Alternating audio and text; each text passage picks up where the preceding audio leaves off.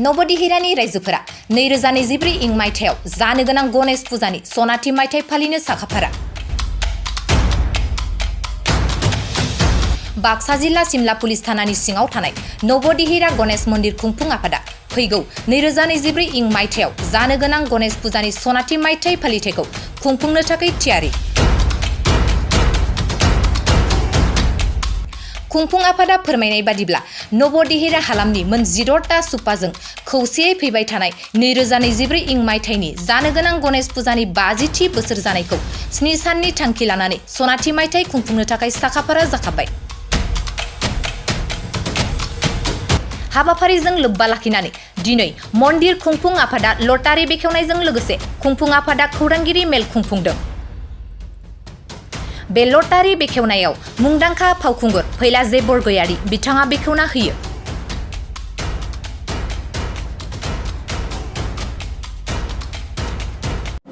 गिबियावनो नोंथांमोन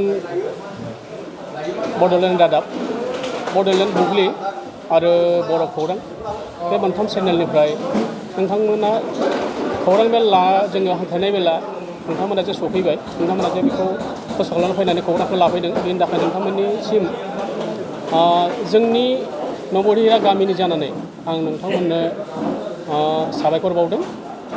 दा बे जोङो खौरां मेलखौ लानायनि जाहोना थिग जों मोनसेल' नङा, एसे हिस्ट'रिक मोनसे एसे गोलाव बेयो खोथायानो ओरैहाय नवदिहिरा बे गामिया जोंनि कख्लाबारि मौजायाव गुबुन गामिनिख्रुइ बैसोआ खम। माने बियो जोंनि बे नवदिहिरा गामिया दासिम 51 बोसोराव आगान सुरबाय। माने बियो हादान महरै फैदोंमोन 1967आव। 1967आव दानि बाक्सा जिल्लानि जि दिहिरा गामि मुसलपुरनि साहा थानाय गोदोनि कामरुप एबा नलबारिनि जिथु दिहिरा गामि, बै दिहिरा गामिनिफ्राय 1967आव नैबे कख्लाबारि मौजायाव नैबे जायगायाव बे नवदिहिरा गामिया जोनोम जाफैदों। माने शिफ्ट जाफैदोंमोन माखासे फेमिलिसफोरा फैनानै बै समनिफ्रायनो बे जायगायाव रायजो जाफैबाय। फ्राय जोंनि बे नवदिहिरा गामियाव दङ 400नि खाथियाव न'खर फेमिलिस। आरो बे नवदिहिरा गामियाव जोंनियाव दङ मोन 16 सुपाफोर। दा गासैबो जोङो दा लोगो नांनानै जोङो बेयाव थिलेबा रायजो जागासिनो दङ।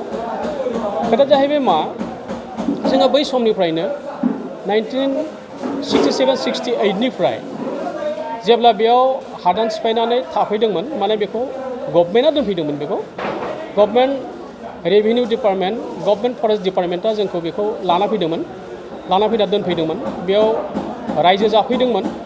जोंनि आबौ बाबामोना जेब्ला बे हादान सिफायना रायजो जाफैदोंमोन, बै समनिफ्रायनो जिहेथु जोङो हाग्रासो सिफायनानैसो बेयाव रायजोखौ जादोंमोन, फर्मेलि गभर्नमेन्टआ दोनफैनाय बायदिहाय।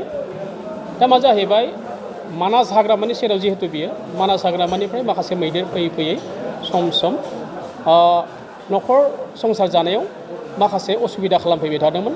मालाबा न' सिफायो, मालाबा दंफां सिफायो, मालाबा मानसि फुथारो, बेबायदि समस्या मोनसे नुजाबाय थादोंमोन।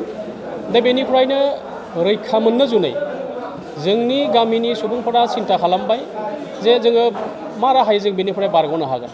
बारग'नो हानाय राहाखौ नागिरबा जों भगबाननि सेराव जोङो आरज गाबबा बेखौ मोनगोन नामा। दानिया जिहेतु जोंनिया मैदेरा फैयोमोन, दा मैदेरखौ जोङो गणेशनि सिम्बल हिसाबै जोङो मोनथिना मोनो। ओंखायनो गणेश फुजाखौ होनो आरम्भ खालामबोदोंमोन। दा फैयै फैयै बे नवदिहिरा गामिया, जों गामिया बेखौ 1968निफ्राय फुजाखौ होयै होयै होयै होयै 49 इयार्स 49 बोसोर अलरेडि फुजाखौ जोङो होखांबाय।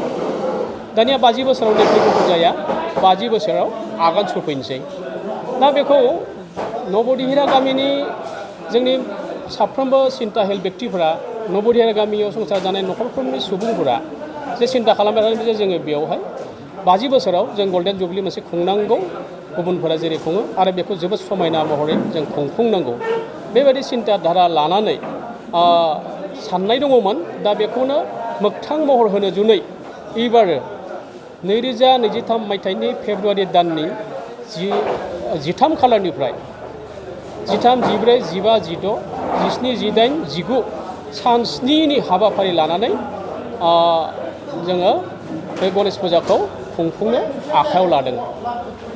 दानिया बे गणेश फुजाखौ खुंफुंनो आखायाव लानाय लोगो लोगोनो मा जाहैबाय जोंनि जिथुनाखि गणेश बाबाखौ मोननो थाखाय जोङो जिथु बिनो जायगा दोननाय जिथु थान जिथु मन्दिर बे मन्दिरा जोंनिया हाबदान जाना दङमोन दा बेखौ कमप्लिट खालामनो जुनै गामिनि मानसिफोरानो गासैबो सिन्ता खालायनानै मोनसे लटारि होनायनि खोथाखौ सिन्ता खालामनानै कुपन साफायनाय जायो आरो बे कुपनखौ दिनैनि बे गोथार सानाव मा खालामबाय बेखौ फैला जे बरगयारि बिथांनि आखाइनि गेजेरजों बेखौ गोथारै बेखेवनानै लाबाय।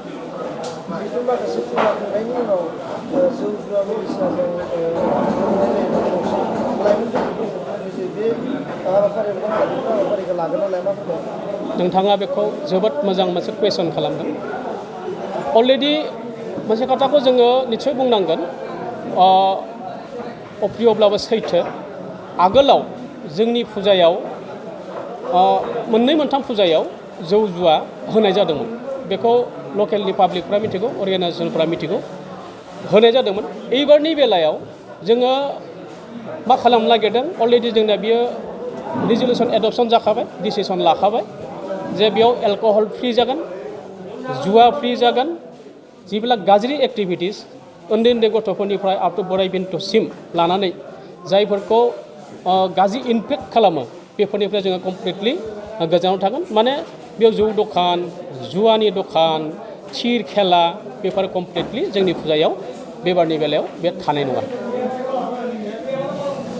दा बेयावनो आं नोंथांमोननि खौरां मेलनि गेजेरजों आं मोननैसो मेसेज होनो नागिरदों।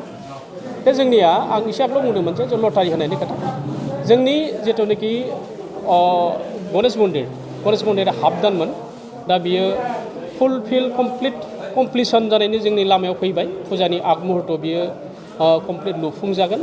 बे जाहैबाय जोंनि साफ्रोमबो फेमिलिसनि जिथु डनेसन होनाय बिनि गेजेरजों न'खरफ्रोमबो जोंनि मानसिफोरा आवगायबोदों गणेश मन्दिरखौ कमप्लिट खालामनो जुनै माने रांखान्थियारि मदद दिनै होदों। बेल' नङा जोंनि गामिनिल' नङा गामिनिफ्रायबो गुबुन खाथि खालानि माखासे जोंनि समाजनि मावथि बा फोरोंगिरि बिथांमोनाबो बे गणेश मन्दिरखौ लुफुंनायनि जुनाव बिथांमोना राङारि मदद होदों आरो दा बेयावनो आरोबाव नोंथांमोननि गेजेरजों आङो मोनसे खौरां होनो नागिरदों। फैगौ फुजायाव जिहेतु सान 7 जोंनिया जागोन बे जोबोद कालारफुल जागोन। बाबेनलांनाय माखासे फुजाफोराव जोङो माखासे मोजां प्रग्राम लाखिदोंमोन बेफोर जाहैबाय मा डान्स कम्पिटिसन खन्थाइ आवरायनाय गेलेनाय बादायलायनाय बेबायदि जों माखासे एक्टिभिटिसबो जोङो माखासे प्रग्रामफोरबो जोङो लाफादोंमोन। दा बिनि गेजेरजोंनो